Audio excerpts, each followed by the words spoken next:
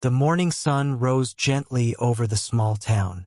The streets filled with the sounds of vendors calling out, children laughing, and the smell of food cooking. Among the busy stalls was a woman named Anna. She wasn't rich, but she worked hard every day to feed her 2 children. Her stall was small, just a wooden table with a few pots of rice, beans, and stew. Every morning before she began, Anna whispered a short prayer. Let this food feed hungry stomachs and give someone hope. One morning, as she served her first customers, she noticed a man sitting quietly by the roadside. His clothes were old, his hair messy, and his legs were weak. He dragged himself slowly along the ground. Most people walked past him. Some looked at him with pity, others with annoyance. But Anna felt something different. She scooped a plate of food and walked over. Here, brother, she said kindly. Eat. The man looked up, surprised. His eyes watered. After a pause, he whispered, Thank you. He ate slowly, carefully, as if each bite meant more than words could express. From that day, he came every morning. And every morning, Anna gave him food. She never asked his name. She never asked his story. All she knew was that he was hungry, and she could help. What she didn't know was that this kindness would one day change her life forever. Days became weeks. The man became part of Anna's routine. She saved a plate of food for him even before customers arrived. Sometimes it was rice, sometimes beans, sometimes porridge. Whatever it was, he always lowered his head and said softly, Thank you. Other vendors laughed at her.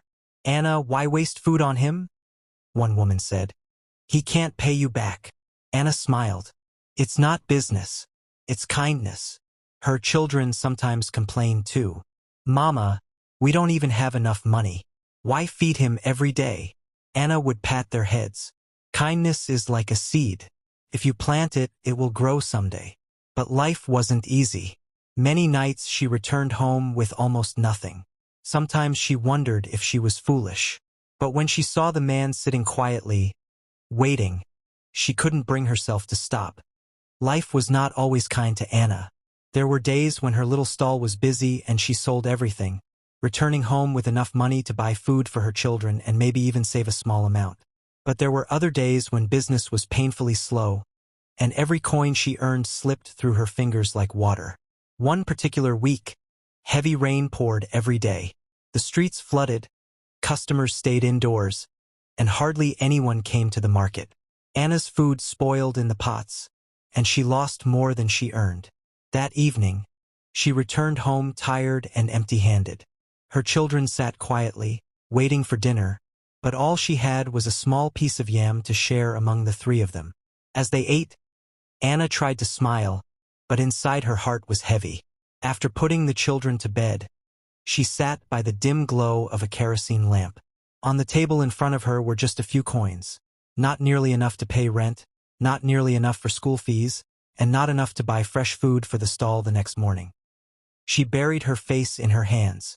Lord, how long can I keep this up? She whispered. For the first time, a troubling thought entered her mind. Maybe tomorrow I won't give that man food. Maybe I need to save what little I have for myself and the children. Felt wrong to even think it, but she was desperate. The next morning, she went to her stall as usual. The rain had stopped, but the ground was still wet and muddy. As she set down her pots, her eyes wandered to the spot by the roadside where the man usually sat. There he was, sitting quietly, shivering in the damp air. His thin hands folded across his lap. His clothes clung to his body, soaked from the rain. His head was bowed, but Anna could see his lips moving as if he were praying silently. She felt a tug at her heart. She turned back to her food pots. Maybe I should just serve customers today, she thought. I don't have enough to give away. But then she looked again. The man's face was pale, his body weak. For a moment, she imagined her own children in his place. Hungry, cold, forgotten. Anna sighed deeply. She scooped a steaming plate of yam porridge, the very meal she had planned to sell to her first customer. She carried it over to him. "Here," she said softly. "Eat this before you get sick." The man lifted his head slowly. His eyes glistened with tears he tried to hide. His lips trembled, but no words came out. He simply nodded, his hands shaking as he took the plate. Anna took off her own shawl and draped it over his shoulders. "It's not much, but at least it will keep you warm," she said gently. The man stared at her, speechless. Back at her stall, another vendor muttered under her breath, "Look at Anna. She has nothing herself, yet she wastes food on that beggar. Foolish woman." But Anna ignored her. She didn't do it for praise. She didn't do it for anyone else. Something inside her heart told her it was the right thing to do. That night, when she returned home with very little money, her children looked at her with concern. "Mama," her daughter asked quietly, "why do you still give him food when we don't even have enough?" Anna pulled her close and kissed her forehead. "Because, my child, kindness is not measured by what we have. It is measured by what we give, even when it costs us something. Someday you will understand." Her children didn't argue. They only held her tighter. And though Anna's stomach was empty that night, her heart was strangely full. It was a bright morning when the man finally broke his silence. For months, he had come to Anna's stall every single day, eating quietly, nodding his thanks, and leaving without much more. He had always seemed grateful but never talkative. That morning, however, as Anna handed him his usual plate of food, he didn't start eating right away. Instead, he held the plate in his lap and looked at her with serious eyes. "Madam," he said softly. His voice was calm but carried a weight that made Anna pause. "Yes?" she replied, wiping her hands on her apron. "Why?" he asked. Anna frowned slightly. "Why what?" The man's eyes glistened. "Why do you do this for me? Every day you give me food. You never ask for payment. You don't even know who I am. Why?" Anna blinked. She hadn't expected the question. For a moment she thought about how to answer. Then she smiled gently. "Because kindness doesn't need a reason," she said. "If someone is hungry and I have food, then I must share. That is all." The man lowered his gaze, staring at the steaming food in his hands. His lips pressed together as though he were holding back tears. After a long silence, he looked back up at her. "Do you know who I am?" Anna laughed softly, shaking her head. "You are my brother in need. That's enough for me." But the way he asked, the intensity in his voice, the look in his eyes, made her wonder. "Why do you ask that?" she said, studying him carefully. The man didn't answer right away. Instead, he gave a small, almost sad smile. "Most people walk past me. They don't look at me twice. To them, I am invisible. But you see me." Anna tilted her head. "Because you are human, just like me. That is enough reason." The man closed his eyes for a moment and let out a slow breath. When he opened them again, his gaze was firm, almost searching. "One day," he said quietly, "you will understand why I asked you this question." Anna stared at him, puzzled. His words carried mystery, but she brushed it aside. She wasn't the type to pry into people's secrets. She simply nodded and said, "Eat before your food gets cold." The man smiled faintly and began to eat, but his mind seemed far away. Later that day, Anna found herself thinking about his question again.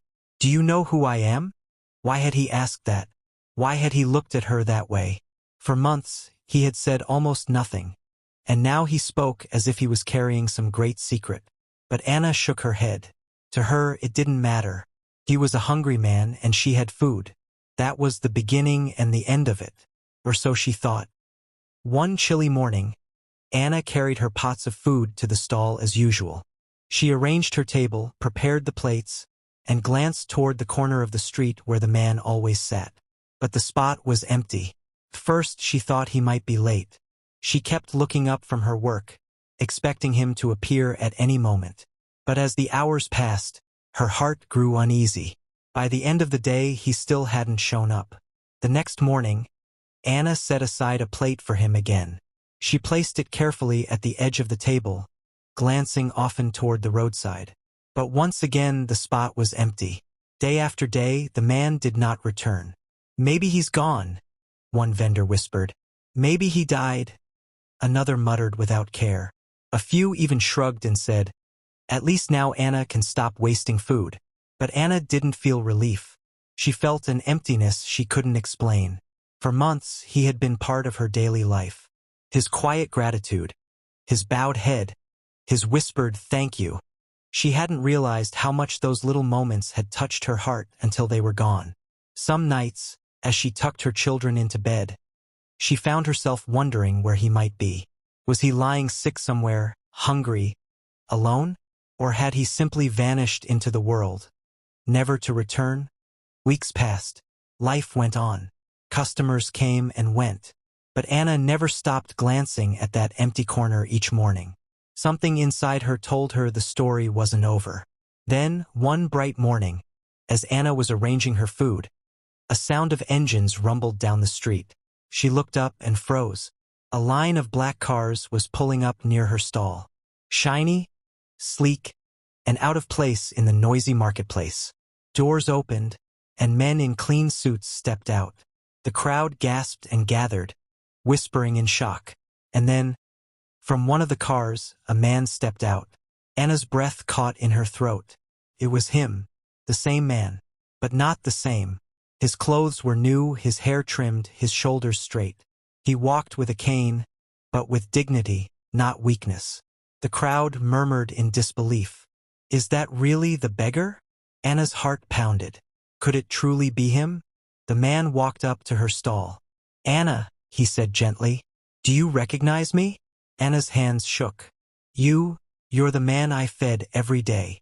"Yes," he said, "but I am not poor. My name is John, and I am a wealthy man."